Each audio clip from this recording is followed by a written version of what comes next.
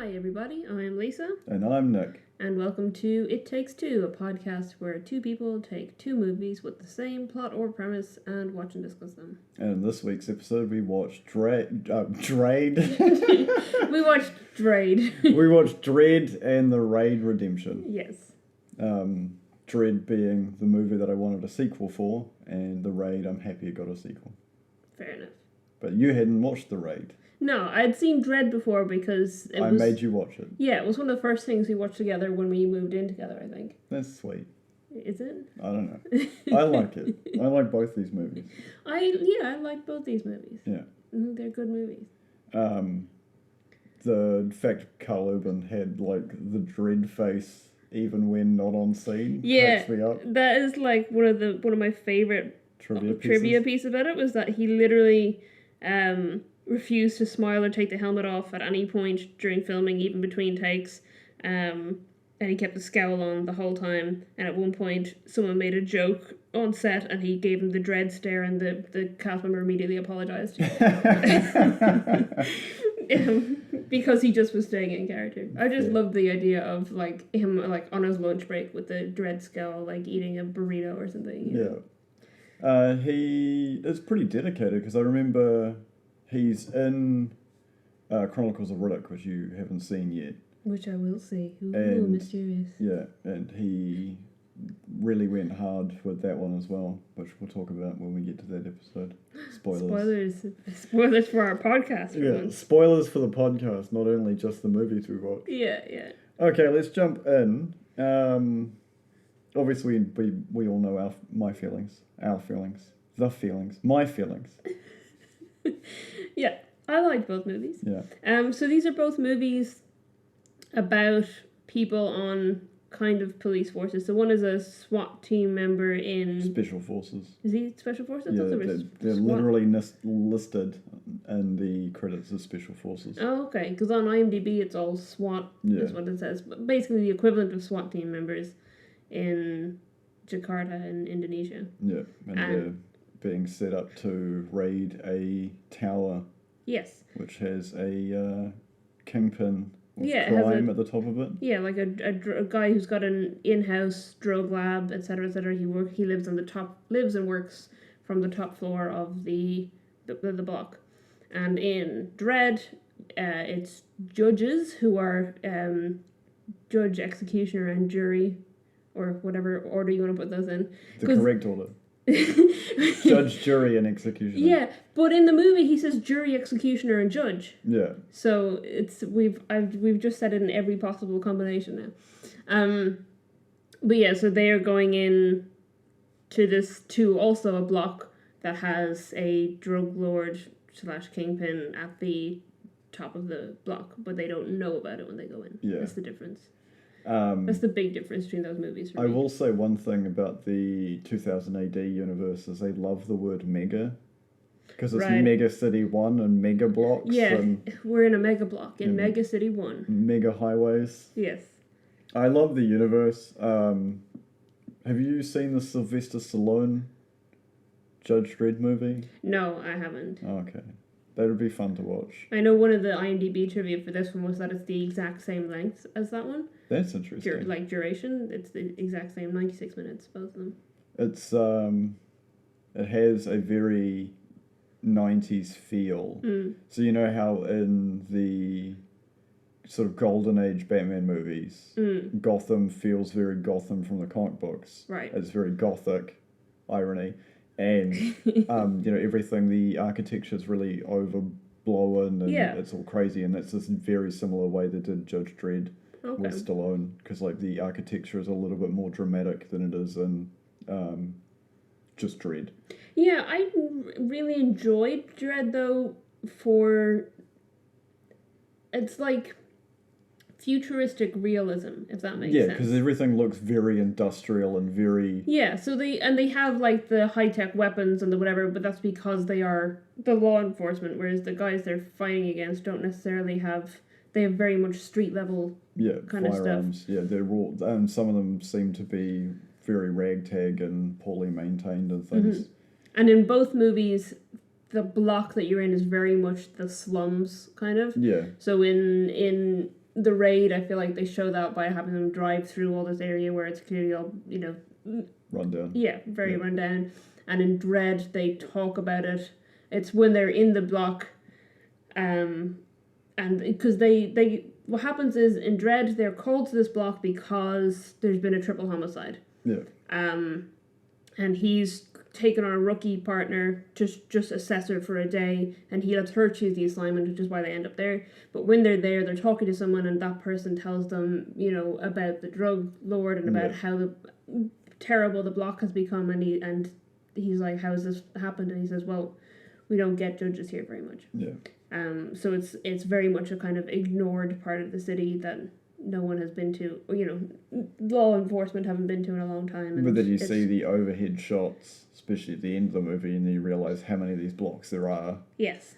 And how many people would be living in them. Because what did you say, like 20,000?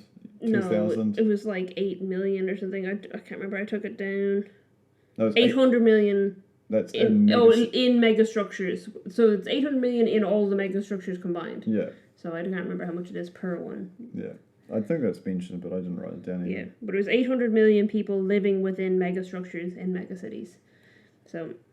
going into the similarities between these two movies. There's lots of them. There's both the beginning of the movies have like a gear up sequence. Yeah, I thought it was interesting because we get very different introductions to the characters. Yeah. Because in Dredd, our introduction to Dredd is him in a car chase where he's on a motorcycle and he's chasing down these people and he just gives no shits. He's like, whatever, this is a normal day for me. Yeah. Doing this car chase, and then it's only they hit a pedestrian and he's like, okay, now I take them down. And then he just like...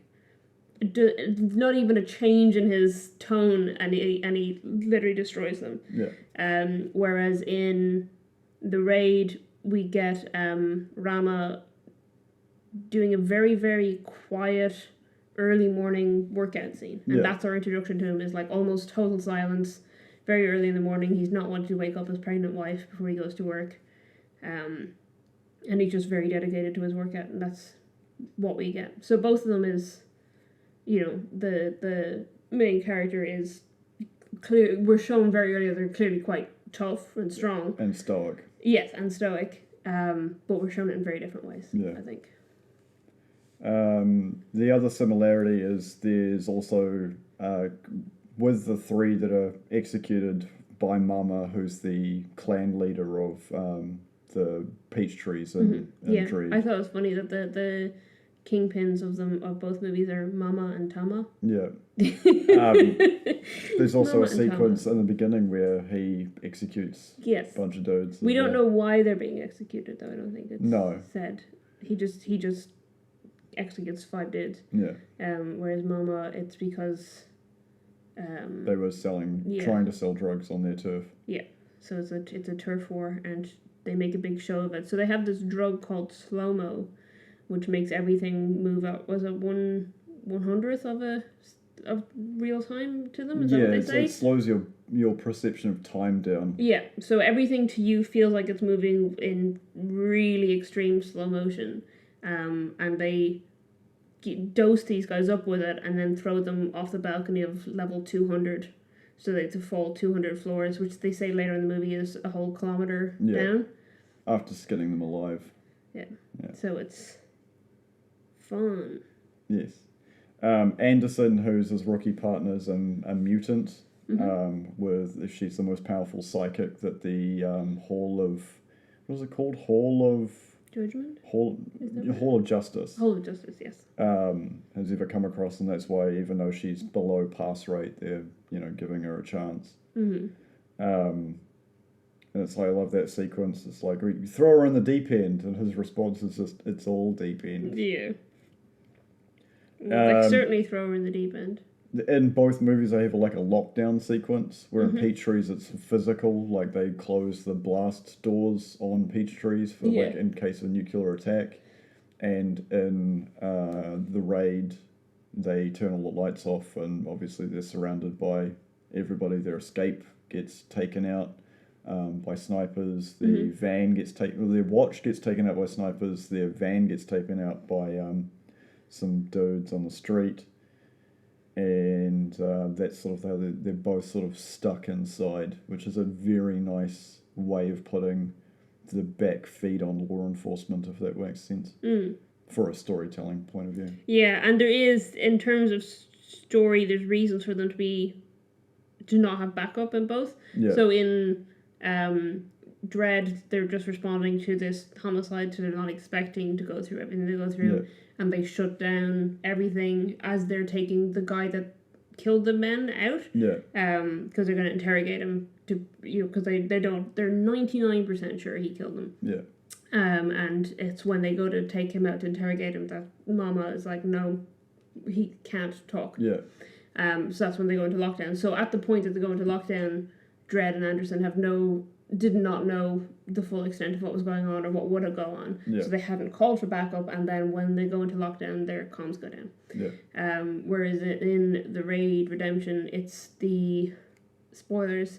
The lieutenant that's with them is corrupt, and this isn't actually an official mission, and no one knows that they're there, essentially. It's basically a long-winded his execution. Yeah.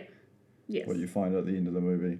So it's one team are there and they don't have backup and they haven't called for backup and no one knows where they are or what they're doing. Yeah. I love the camera work in both these movies. I think Raid has... I'm not a huge fan of shaky cam. It's become sort of a crutch for bad filmmaking, in my opinion, for action movies. Like, I can think of some of the recenter action-y movies with Liam Neeson, and I even think, who's the other guy? Who was in Jason Bourne? Matt Damon. Right. The camera work is getting shoddier. Okay. Because you're not getting the crispness of the fight scene, because mainly when you have two multi-million-dollar actors, you don't want them actually hitting each other. Right. Where it comes to these actual stunt dudes who are like sort of the new generation of, at the time, they were the new generation of, you know, I am an actor and also a stuntman and I know how to kick butt. They're allowing them to really take center stage of the camera. Where I think, you know, like a Liam Neeson movies in his 60s, I don't think he's actually going to go toe for toe with some young dude. Right.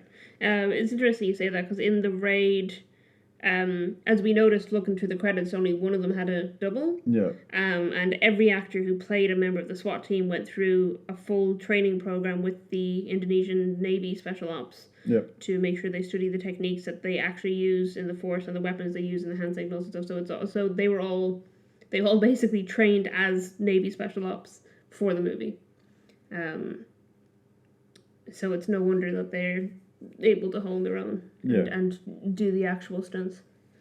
There's in my opinion, one of the most fantastic fight sequences of all time that's been on film, for how intense the action is, how the beats play, which is a beat is every sort of second of how stunt performers go. So it goes by the protagonist movement versus the antagonist movement and so on. Yeah. Is the hallway sequence where the partner's been injured.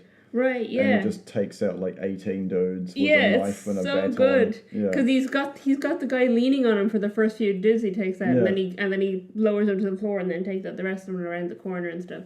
But literally, when they get ambushed, he's got a guy that he's supporting, and he still manages to support him while having this whole fight sequence. This was very well done. It's a fantastic sequence for me because when you know how fights are filmed, so every time there's a camera switch, that's when the scene ends. So the actual fight sequence they would have had to done.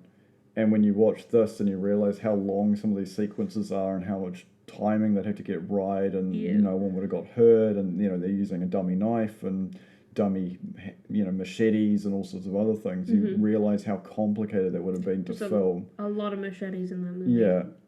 It's like an entire gang of dudes that turn up with machetes. Yeah. And that guy, the like head machete dude, doesn't blink. Like he's just got the wide eyes. He's definitely got crazy eyes. He's got full on crazy eyes the whole time. He's like staring them out of it. There's not many sort of sequences that match up directly. It's more of an ongoing sort of plot with both the Raid and Dredd that make them pretty identical. You know, they go from trying to fight their way out to making themselves to the point where they're like, no, screw this, let's fight our way to the top. There's both sequences where people that have been handcuffed slip their handcuffs. Yeah, I mentioned that because in both of them, it's rather than like handcuffs, it's zip ties. Yeah, and both of them they get out of them by stepping over them. Yeah.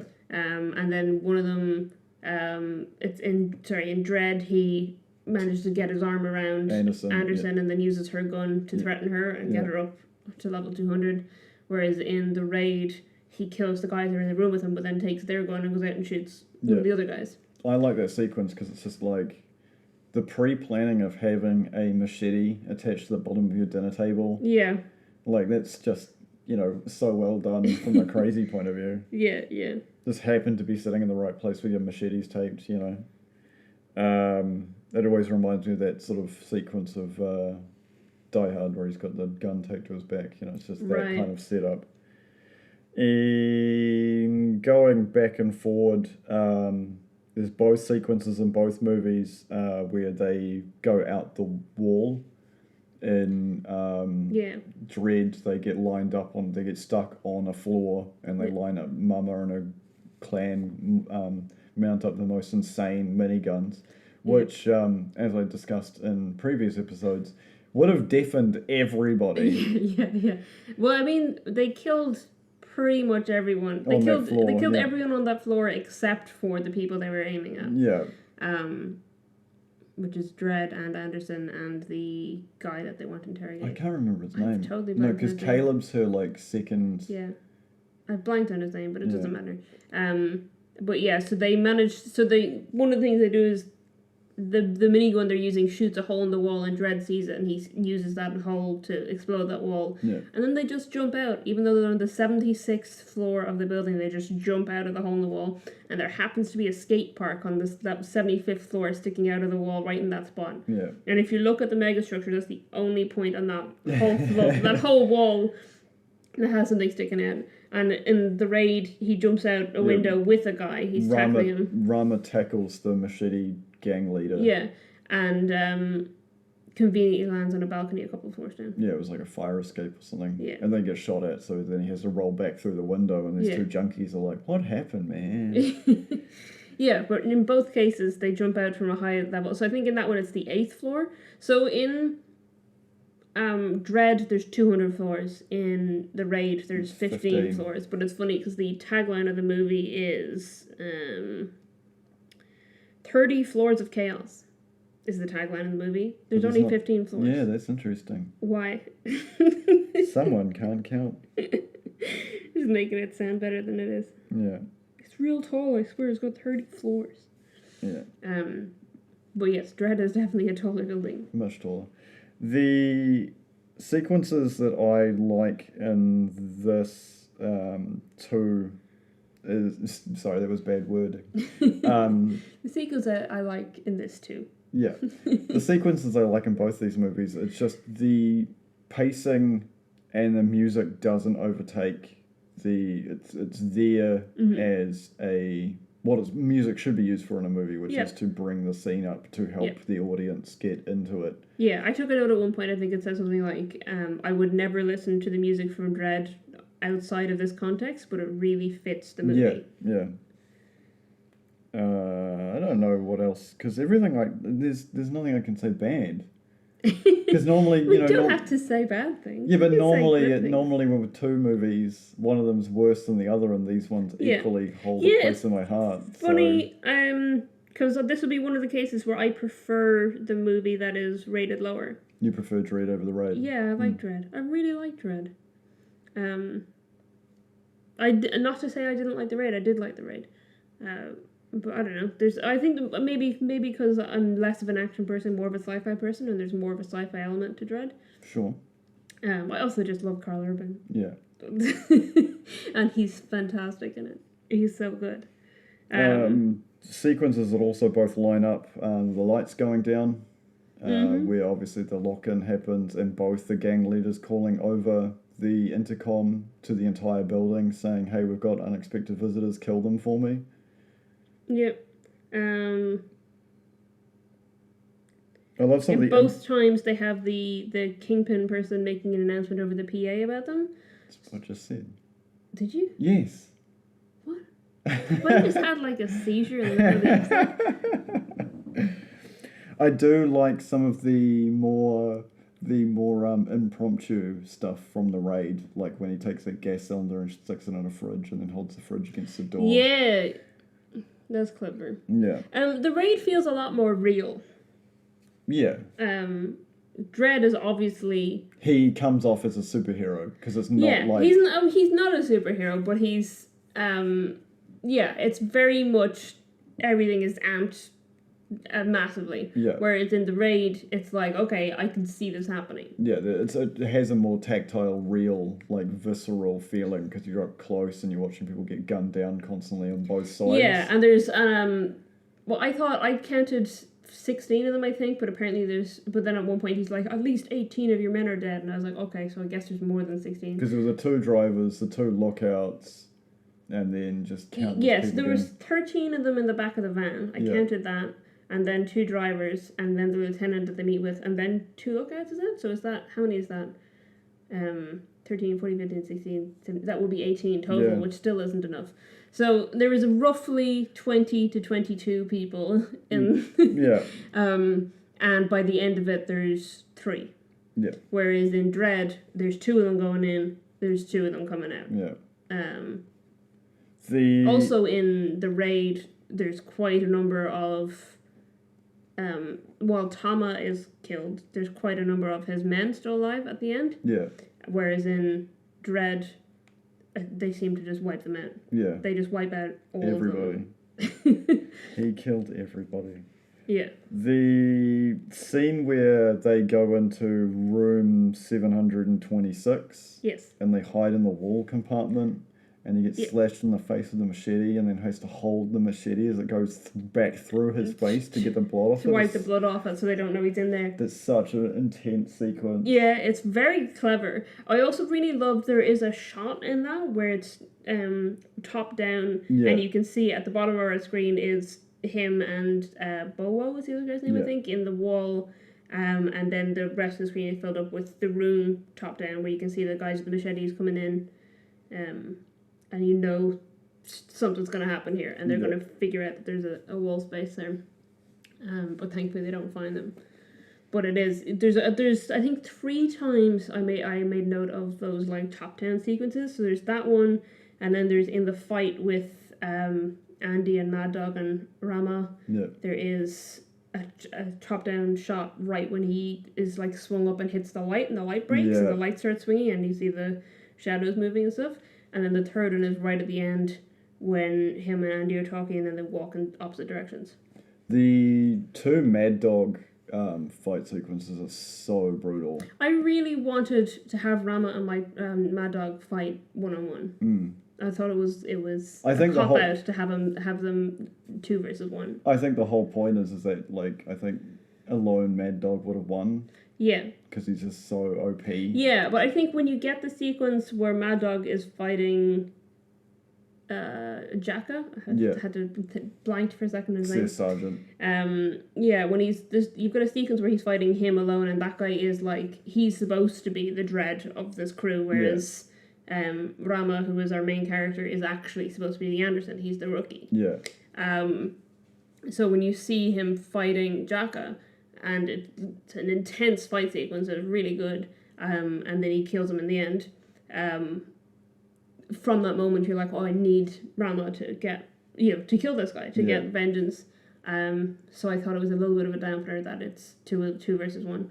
But I guess it also wouldn't make sense for it to be 1-on-1 when his sergeant couldn't fight him 1-on-1. Yeah. So. I just wanted him to be Dredd in that moment. Yeah. The sequences that I thoroughly like, the fight, like this constant sort of, I don't even know what the word for it is. It's like ongoing themes where people get hit onto things, and it looks so much more brutal.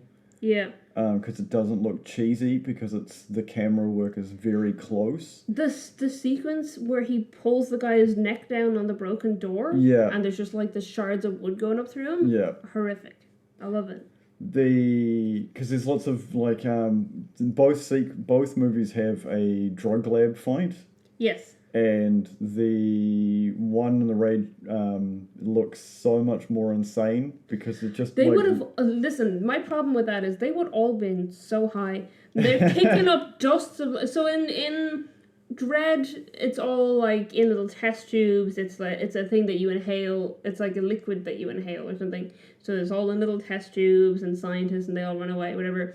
In the raid, it's just cocaine everywhere. Yeah. And it's just tables full of cocaine, and they get up and run on the tables and slide on them, and they're sending clouds of cocaine everywhere. Their whole clothes are covered in cocaine. It's all over their faces and stuff. It's like, all of these men are really high right now. That's probably why they're fighting so brutally. Like, they're just breathing in cocaine. Yeah. And so I don't, it was bizarre to me. But it's funny because what I loved is obviously they wanted to have this fight sequence on the table, but like seems unnecessary almost. It's unnecessary because it's not the bad guy who does it, and when he gets there, so it's I think is it Rama who has the fight on Rama just jumps up on the table. Yeah, so Rama rounds a corner and just immediately jumps on the table full of cocaine and starts running along it, and then the bad guy comes around the other corner and is like, oh, okay, he's on the table, I guess I'll do that, and jumps up on the table and runs at him, and they have a fight sequence on the table. But there was no reason for Rama to jump up there in the first place. Because it looks cool. Why would he do it? He's like special ops SWAT team guy. Why would he be like, I'm gonna jump up and run on that table? He's no high reason. on cocaine. You've already explained it. It just doesn't make sense to me. That sequence was bizarre. I still like people getting kicked up onto things though. Yeah. I like this. There was a guy that he like throws down to the next floor, and it's interesting because obviously in the raid there's a few people that are thrown and they just fall straight down, whereas in this he throws him and he hits the balcony opposite and just breaks his back. Yeah. And then the other guy comes out behind him and just stares at the dead guy. He's like horrified. Yeah, there's great moments of stunt work and just brutality in both these movies. Because it's more, in Dredd, it's more gunfire, like, especially like the original raid sequence in Dredd where they go into they're all in like the slow-mo den where they're doing slow-mo, and then you have that sequence where the door charge goes off and blows everybody in, and they're obviously using quite heavy fans to do the filming, because you see people like the blast wave hitting people, and then you see like the bullets literally going through people in the slow-mo sequence. That's really brutal, but in a different way. Yeah. It's not watching someone get stabbed in the neck with a broken fluorescent light and then fighting for like another couple of seconds before they like yank it through his throat. Yeah, he pulls it across. I think we should watch The Raid 2. Just outside the podcast. Just outside, just for fun. Just for funsies. Just for funsies, watch The Raid 2. Well, The Raid 2 is set in a prison, is it? No. Oh, okay. Well, then I don't know what IMDb was talking about. Because apparently this movie was originally... the writer wanted it to be set in a prison, and then he wrote it the way it is, but then they said he got the prison movie he wanted in the sequel, so I don't know. Is there more than one sequel? No. I won't spoil. I'm not going to give you spoilers. Okay, don't spoilers it for me then. Yeah. Fair enough. Yeah, I can't think of anything bad to say. I think everything about these movies is just perfect, except for the fact that Dredd didn't get a sequel, which I'm still cut up about. I would watch, listen, if they decide to 10 make years later. 10 years listen, I've seen Karl Urban. You've seen him in The Boys. Yeah. He could do Dredd again. I don't think that he would have any problem doing Dredd again. Yeah. If you put Karl Urban in the Dredd suit, he would just turn back into Dredd immediately. I'd watch it. Yeah. I don't know what they would do as the next movie. What other movie they'd copy? But I'd watch it. Yeah. I'd watch Karl Urban be Dredd again. Let's just watch Dredd again after this. I don't think... Because the plot of Judge Dredd with Sylvester Stallone is very... It's taken from the comics, the 2008 comics. But it's a lot of it crammed into such a small amount. Mm-hmm. And because of that, you lose a lot of the nuance of the storytelling. I think Dredd is perfect because it is literally just like, this is just one day of his normal life. It's literally just one day. The whole movie takes place in one day. Yeah. In both cases. Yeah. I feel like the Raid is a little bit more real time, whereas I think Dredd, I don't know. Yeah, because they tend to take breaks a little bit more in the Raid, because they're just like literally exhausted or looking after wounded people or trying to figure out what to do. Where I think in Dredd it's very linear of, you know, we go to this floor, we shoot a bunch of people, we go to this floor, but in Dredd there's also like the motorcycle scene at the beginning, you don't know like time-wise where that is in relation to them actually going to the block, and there's a lot of cutting between them and Mama and her crew, whatever, whereas in the Raid it feels like everything's happening in sequence. See, in my mind, he gears up because it has a sequence of him going over the mega cities and then him like literally wrapping his knuckles and then putting his uniform on, and then he jumps on his motorbike. Then they have that car chase sequence of the guys driving away, and then he gets back and they have and then he has the interaction with his superior and Anderson, and then takes her out for the day. But it's not very specific, whereas I feel like the Raid is this happens and this happens. Yeah, they turn up early in the morning, guys coming home to get a sick wife medicine, you know, who ends up being in 726, and, you know, he's a nice person and not everybody in this building's a criminal. I think that's the equivalent, he's supposed to be the equivalent of the medic or pathologist or whatever it is that they meet when they first get to the block in Dredd. But it's interesting because they go different ways, because that is, in both cases, that's the first person they meet, and then also the person they go to for protection. Yeah. But in, and with an injured person, or with a person that they want to keep hidden. Yeah. And in Dredd, the guy's like, no, you guys are already dead, so why would I... Yeah, why would I help you? Yeah, why would I help you? Whereas in the Raid, the guy is like... Okay, all right. And he even says that, you know, because Rama says to him, you know, not every cop can be bought. And he said, if I believed that they could, I wouldn't have let you in. Yeah. So it's both of them are showing hope for each other, because Rama is believing not everyone in this block is bad, because I know this guy isn't. And that guy is saying, well, not every cop is bad. Crooked, because I know this guy isn't. So they're kind of each other's saviors a little bit. Yeah, the crooked judges in Dredd is interesting as well. Yeah.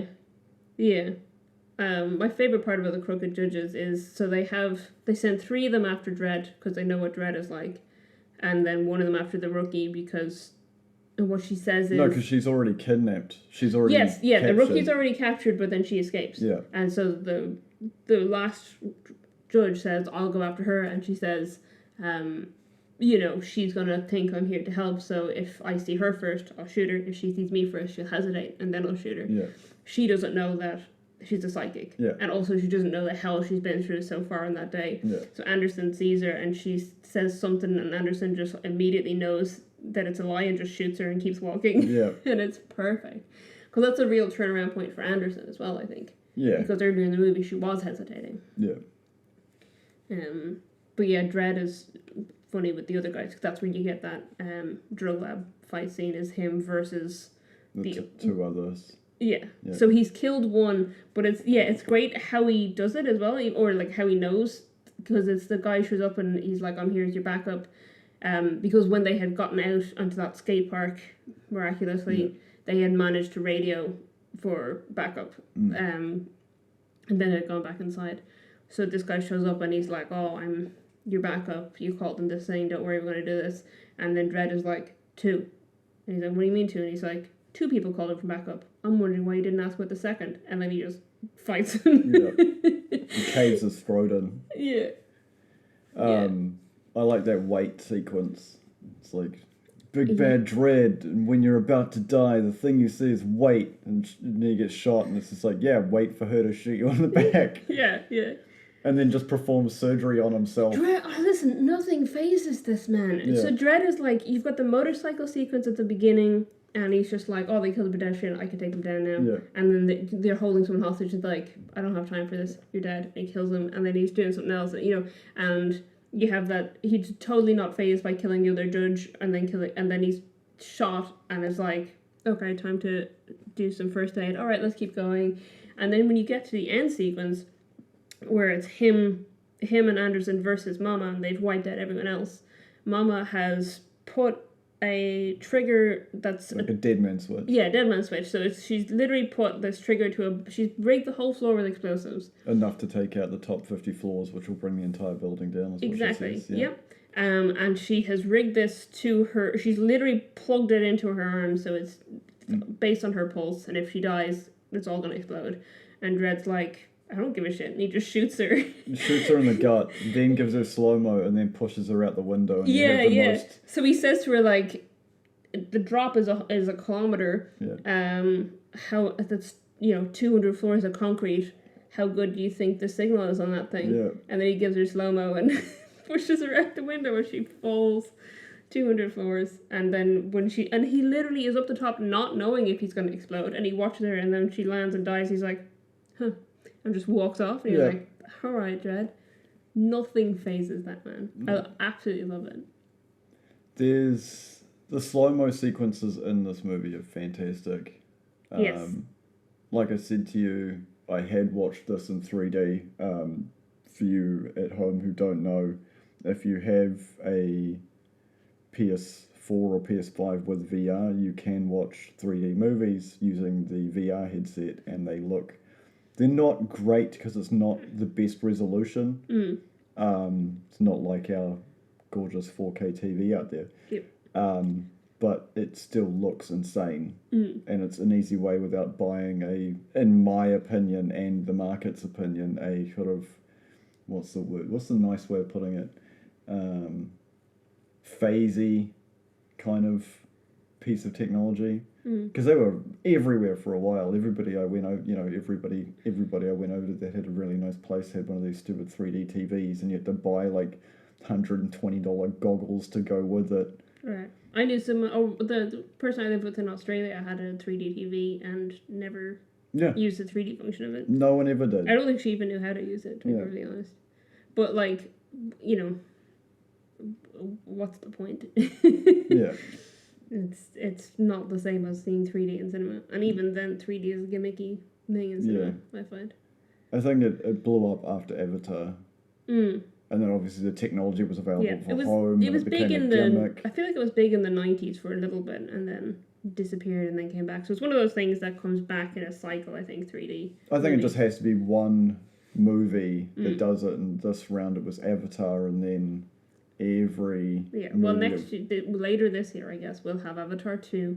We'll all be getting their 3D movies. We'll be back. But I mean, I think I saw the first Avengers movie in 3D, and I definitely saw Rogue One for the first time in 3D. Oh, really? Yeah. Okay, that's quite late. Yeah. I tended, though, in fairness, when 3D was a big thing, I still tended to avoid the 3D movies. I just was like, what? It doesn't add enough for me to want to pay the extra. It was like €3 extra or something to see it in 3D, and I wasn't bothered. Even if you brought your own glasses. I think the glasses here are only $5. I've got several pairs of them floating around in my junk, so it's not like, Yeah. They were expensive to buy. It's like the price of a large popcorn, really. I'd rather have the popcorn. Yeah. But you can't take the popcorn home with you. Well, technically you do. It's you can't enjoy it a second time. Maybe. Some people might, but I wouldn't want to try it. Anyway, let's move on to some trivia. Just because you were talking about the slow-mo stuff, this is my favourite piece of trivia that I found.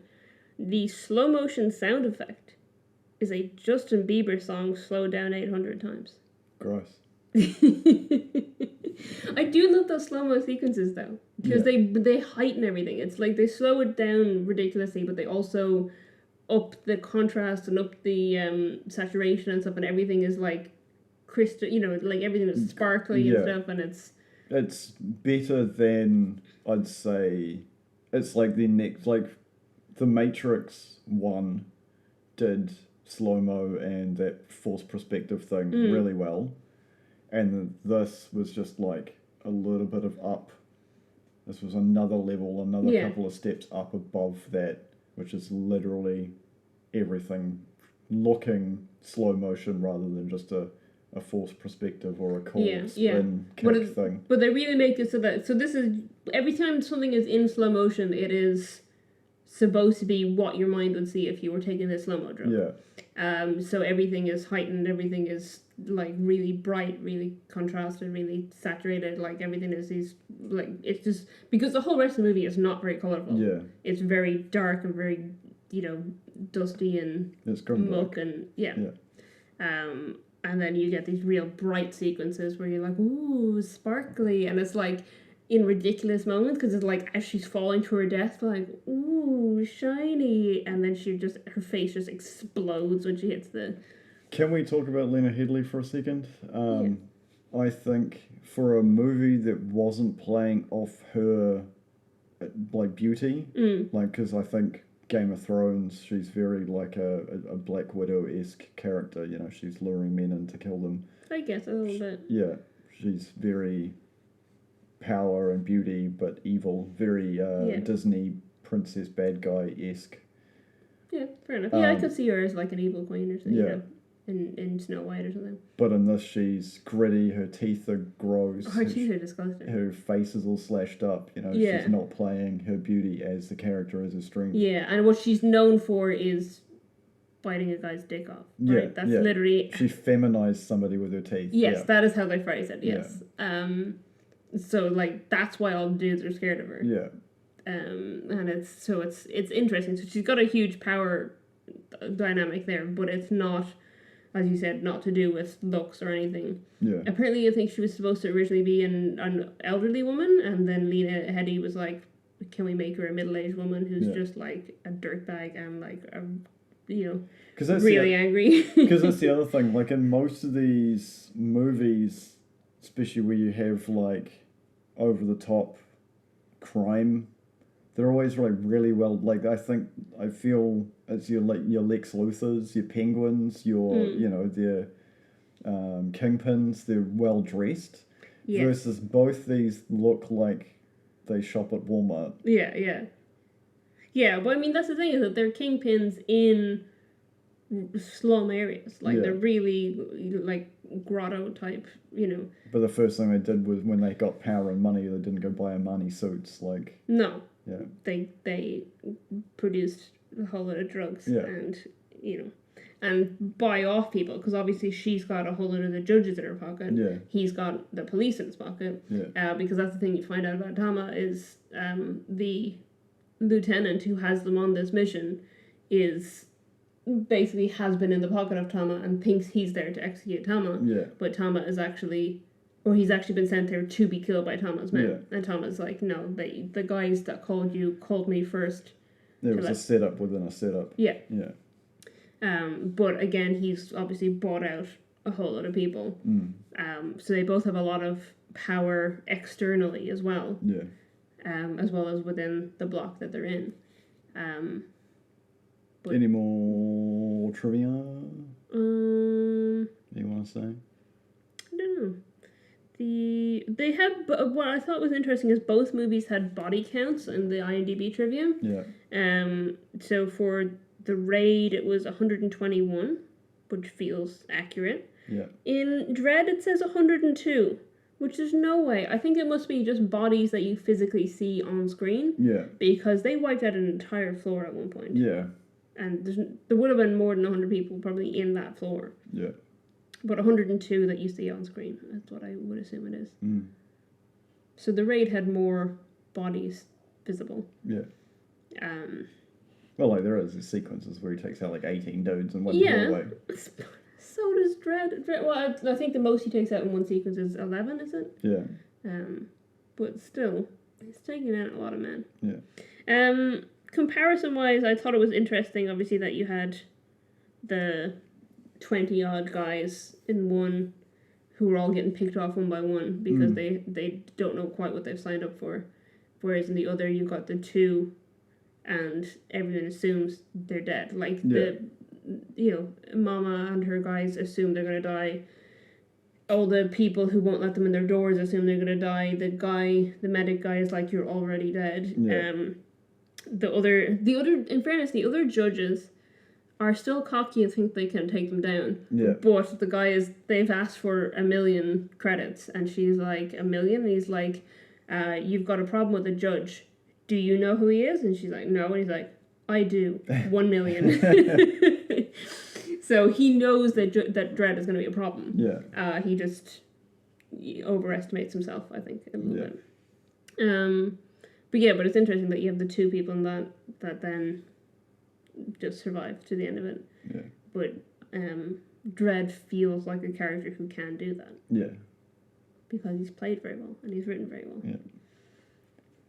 Just want to watch more Karl Urban. More Karl Urban movies. Okay. We'll rewatch The Boys, shall we? We'll go now. Oh, when's the next season? It hasn't been announced. That's very I looked annoying. it up yesterday after we watched that Dredd. Yeah, this is my recommendation to being at home. Watch The Boys. Yeah. It's a And if really you have good. watched it, watch it again. Yeah, watch it again. Tell us what you think of The Boys. We're not going to do an episode about it because we can't. But this is probably the closest we would get to an episode about it anyway, because it is a comic book movie or a comic book adaptation. And again, Robert Kirkman. And with our lovely friend Karl Urban in it. Yeah. Because, we got to shout out those Kiwi actors. Yeah. Anything else you want to say before we wrap this up? No, I don't think so. I think we covered pretty much all the notes that was, or at least most of the notes that I had about, things that were similar in both. Yeah. And I think then, I feel like we've covered it pretty well. They're both good movies. Yeah. I would recommend both of them. Do we want to do box office budget? Yeah. I don't think it's going to work because one of them's I don't know. I think, to me, the Raid Redemption was kind of undergroundy. It's very Mad Men, just, So Raid Redemption had a budget of 1.1 million. Wow. How much was Dredd's? 50 million. Well, that's not that bad. I was thinking 70 to 100. Yeah, so Dredd's budget was 50 million. Dredd only made 41 million in box office, so it flopped, essentially. Oh, no. But it's... We're never going to get a sequel. That will be why we haven't got a sequel. Yeah. So it only made 41 million in box office. Maybe we just need to buy a whole lot of DVD copies of it, and then they'll really do a sequel. That only works for TV shows. Oh no. You can buy a whole bunch of the copies of the the Blu-ray and the DVD, and then they get a movie. Oh yeah? Yeah. Okay. That's how Firefly works. So if we do that with Dredd, will they make a Dredd TV show? I'd watch Karl Urban on a Dredd TV show. Let's be real. I think everybody would. So the Raid was budget of 1.1 million and it made 9.3 million. Yeah, that's pretty So good. that's not a huge amount to make, but it is for, it's 9 times the budget. Yeah. So it was very successful. Yeah. But it's not, obviously not, blockbuster film. Yeah. In terms of rating, Dredd is a 7.1 on IMDb and The Raid has 7.6, so they're pretty close. And I would easily recommend both of these films to people. Yeah. If you've seen one, watch the other. If you've seen both, then rewatch them. Why not? Yeah, exactly. Or if you've seen either of them, watch them both. Yeah. If you've seen one, watch them both. Yeah. Just watch them both. Just watch everything. They're very... Because I will say, you would be biased because you love action films. Yeah. I'm not a big action film person, but I really enjoyed both those movies. So I would say even if you don't consider yourself to be an action movie fan, I would recommend the movies to you. Yeah. Especially Dredd. Yeah. Because it's got that kind of little bit superhero-y, little bit sci-fi. Yeah. A lot of Karl Urban being Karl Urban. Very much so.